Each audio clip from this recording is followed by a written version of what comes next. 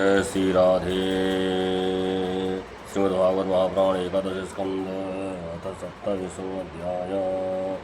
क्रिया योग का वर्णन। उद्धव जी ने पूछा, भक्तवत्सल श्री कृष्ण, भक्तवत्सल श्री कृष्ण, जिस क्रिया योग का आश्रय लेकर जो भक्तियाँ जिस प्रकार से जिस उद्देश्य से आपकी पूजा करते हैं, आप अपने उस आराधना रूप क्रिया योग का वर्णन कीजिए। देव नारद, भगवान वासुदेव और आचार्य बृहस्पति आदि बड़े बड़े ऋषि मुनि ये बात बार बार कहते हैं कि क्रियाओं के द्वारा आपकी आराधना ही मनुष्य के परम कल्याण की साधना है। ये क्रिया योग पहले पहले आपके मुखारविंद से ही निकला था।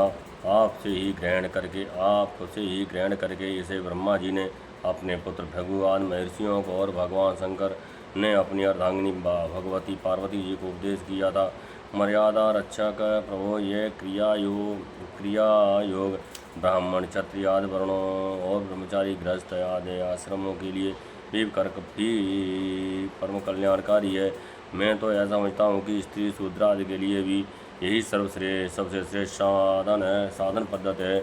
कमल नयन श्याम सुंदर, आप शंकर आदि जगदीश्वरों के भी ईश्वर हैं और मैं आपके चरणों का प्रेमी भक्त हूँ। आप कृपा करके मुझे ये कर्म बंधन से मुक्त करने वाली विधि बतलाइए। भगवान श्री कृष्ण ने कहा, उद्धव जी, कर्म कांड का इतना विस्तार है कि उसकी कोई सीमा नहीं है, इसलिए मैं उसे थोड़े में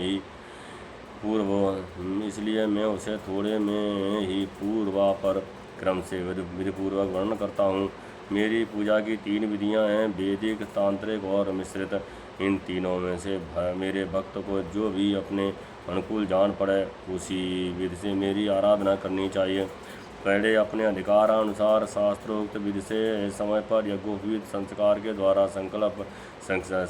संस्कृत होकर द्विज प्राप्त करे। फिर श्रद्धा और भक्ति के साथ वह किस प्रकार मेरी पूजा करे, इसकी विधि तुम मुझसे सुनो। भक्ति पूर्वक निष्कपट भाव से अपने पिता एवं गुरु रूप मुझ परमात्मा का पूजा की सामग्रियों के द्वारा मूर्त में, वेदी में, अग्नि में, सूर्य में, जल में, हृदय में अथवा ब्राह्मणों में, चाहे किसी में भी आराधना करें।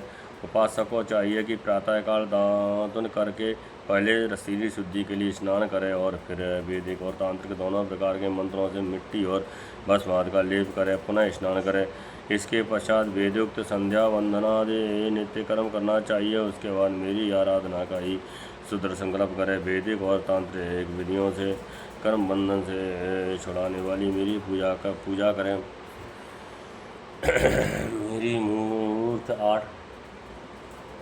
मेरी मूर्त 8 प्रकार की होती है, पत्थर की, लकड़ी की, धातु की, मिट्टी की, मिट्टी और चंदन आदि की, चित्रमयी, बालुकामयी, यो मनोमयी और मणिमयी, चल और अचल वेद से 2 प्रकार की प्रतिमा ही मुझ भगवान का मंदिर है। उद्धव जी, अचल प्रतिमा के पूजन में प्रतिदिन आवाहन प्रसंग नहीं करना चाहिए और चल प्रतिमा के संबंध में विकल्प है, चाहे करें और चाहे ना करें, परंतु बालुकामयी प्रतिमा में तो आवाहन और विसर्जन प्रतिदिन करना ही चाहिए।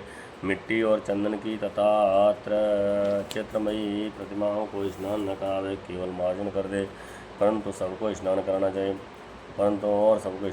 चाहिए। प्रसिद्ध पदार्थों से प्रतिमा आदि में मेरी पूजा की जाती है, परंतु जो निष्काम भक्त हैं वे अनायास प्राप्त पदार्थों से और भावना मात्र से ही हृदय में मेरी पूजा करते हैं। उद्धव जी, स्नान, वस्त्र, आभूषण आदि तो पाषाण अथवा धातुओं की प्रतिमाओं के पूजन में ही उपयोगी हैं। बालुकामयी मूर्त अवश्य अथवा मिट्टी की वेदी में पूजा करनी हो तो उसमें मंत्रों के द्वारा अंग और उसके प्रधान देवताओं की यथास्थान पूजा करनी चाहिए तथा अग्नि में पूजा करनी हो तो घृत मिश्रित हवन सामग्रियों से आहुति देनी चाहिए। सूर्य को प्रतीक मानकर की जाने वाली उपासना में मुख्यतः अर्घदान उपस्थान ही प्रिय है और जल में तर्पण आदि से मेरी उपासना करनी चाहिए। जब मुझे कोई भक्त हार्दिक श्रद्धा से जल भी चढ़ाता है, तब मैं उसे बड़े प्रेम से स्वीकार करता हूँ। यदि कोई अभक्त मुझे बहुत सी सामग्री निवेदन करे भी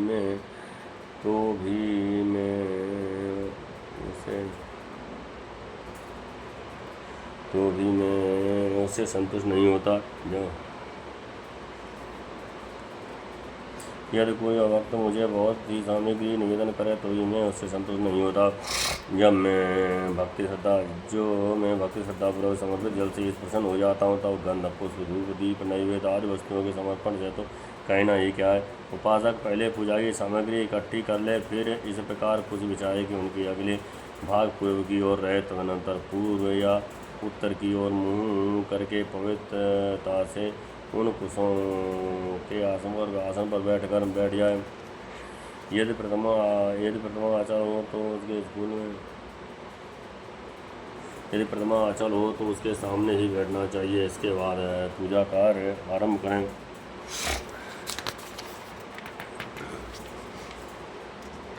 पहले विधिपूर्वक अन्यास और करन्यास कर लें। इसके बाद मूर्ति में मंत्रन्यास करें और हाथ से प्रतिमा पर से पूर्व समर्पित सामग्री हटाकर उसे पहुँचने। इसके बाद जल से भरे हुए कलश और प्रोक्षण पात्र आदि की पूजा का गंध पुष्प आदि से करें। प्रोक्षण पात्र के जल से पूजा सामग्री और अपने शरीर का प्रोक्षण कर ले। तदनंतर पाद्य अर्घ और आचमन के लिए 3 पात्रों में कलश में जल भरकर रख ले और उनमें पूजा पद्धति के अनुसार सामग्री डाले। पाद्य पत्र में श्यामक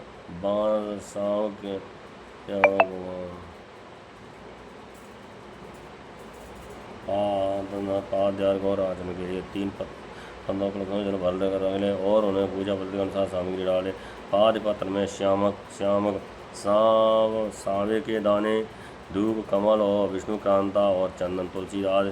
अर्घ पात्र में गंध, पुष्प, अक्षत, जौ, कुश, तिल और सरसों और दूब तथा आचमन पात्र में जायफल, लौंग आदि डालें। इसके बाद पूजा करवाने वाले को चाहिए कि तीनों पात्रों को क्रमशः हृदय मंत्र, शिरो मंत्र, शिखा मंत्र से अभिमंत्रित करें और अंत में गायत्री मंत्र से तीनों को अभिमंत्रित करें। इसके बाद प्राणायाम के द्वारा प्राण, वायु और भावनाओं के द्वारा श्रीगृहस्थ अग्नि के शुद्ध हो जाने पर हृदय कमल में परम सूक्ष्म और श्रेष्ठ दीप शिखा के समान मेरी जीव कला का ध्यान करें। बड़े बड़े सिद्ध ऋषि मुनि ओम करके